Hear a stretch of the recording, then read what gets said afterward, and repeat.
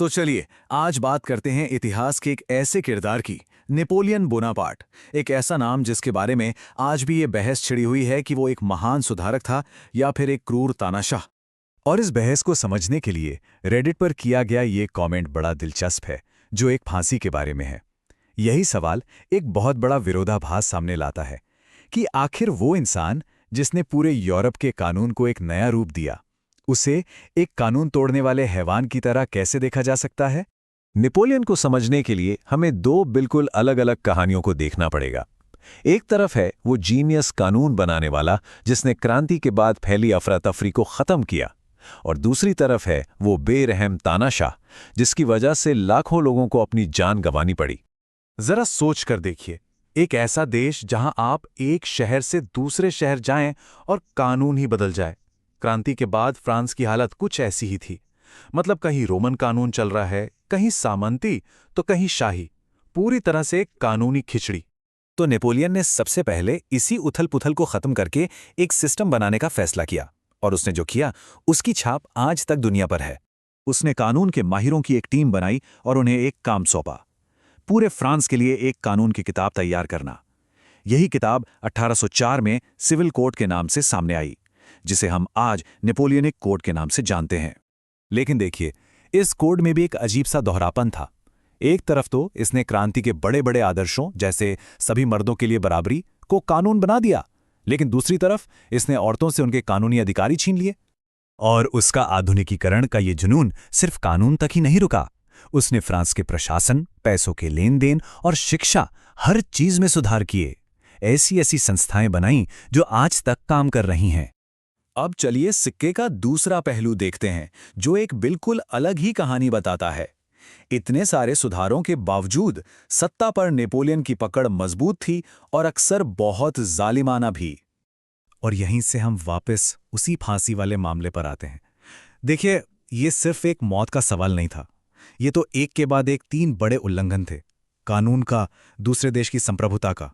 इस एक घटना ने पूरे यूरोप में सनसनी फैला दी थी। जो लोग उसकी आलोचना करते हैं वो कहते हैं कि ये सरासर अंतर्राष्ट्रीय गुंडागर्दी थी, एक साफ संकेत कि नेपोलियन खुद को देशों के कानून से भी ऊपर समझता था। लेकिन उसके समर्थक इसे एक सोची समझी राजनैतिक चाल मानते हैं। उनका कहना है कि वो पुराने क्रांतिकारियों को ये दिखाना चाहता था कि वो कभी भी पुरानी राजशाही को वापस नहीं लाएगा, और इस तरह अपनी सत्ता को और मजबूत कर रहा था। और उसके तानाशाही रवैये के ये कुछ और उदाहरण हैं। उसने एक खुफिया पुलिस बनाई, प्रेस की आज़ादी का गला घोट दिया और आखिरकार खुद को ही सम्राट घोषित कर दिया। नेपोलियन की पूरी इमेज एक ऐसे मिलिट्री जीनियस की थी जिसे कोई हरा नहीं सकता, लेकिन उसकी यही महत्वाकांक्षा उससे कुछ ऐसी रणनीतिक गलतियां करवा गई जिसका उसके दुश्मनों ने फायदा उठाना सीख लिया। उसके दुश्मनों ने, जिसमें उसका अपना एक पुराना मार्शल बर्नाडोट भी शामिल था, एक कमाल की योजना बनाई। योजना सीधी सी थी, नेपोलियन से लड़ना ही नहीं है। ये रणनीति सुनने में भले ही आसान लगे, पर बहुत असरदार साबित हुई। इसने नेपोलियन की सबसे बड़ी ताकत यानी उसकी अपनी लड़ाई की काबिलियत को ही बेकार कर दिया और धीरे धीरे उसके साम्राज्य को खोखला कर दिया। उसकी दूसरी सबसे बड़ी रणनीतिक नाकामी थी कॉन्टिनेंटल सिस्टम। ये ब्रिटेन को कंगाल करने की एक कोशिश थी, लेकिन दांव उल्टा पड़ गया। इससे खुद फ्रांस की अर्थव्यवस्था को नुकसान पहुंचा और वो 2 ऐसे युद्धों में फंस गया जिन्हें जीतना नामुमकिन था। तो इन सारे सुधारों, तानाशाही और लड़ाइयों के बाद नेपोलियन की इस महत्वाकांक्षा की असली कीमत क्या थी?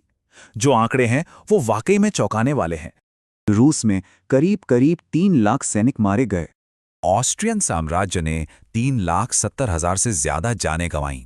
स्पेन को लगभग 6 लाख लोगों की मौत का सामना करना पड़ा। और खुद फ्रांस ने भी एक बहुत भारी कीमत चुकाई।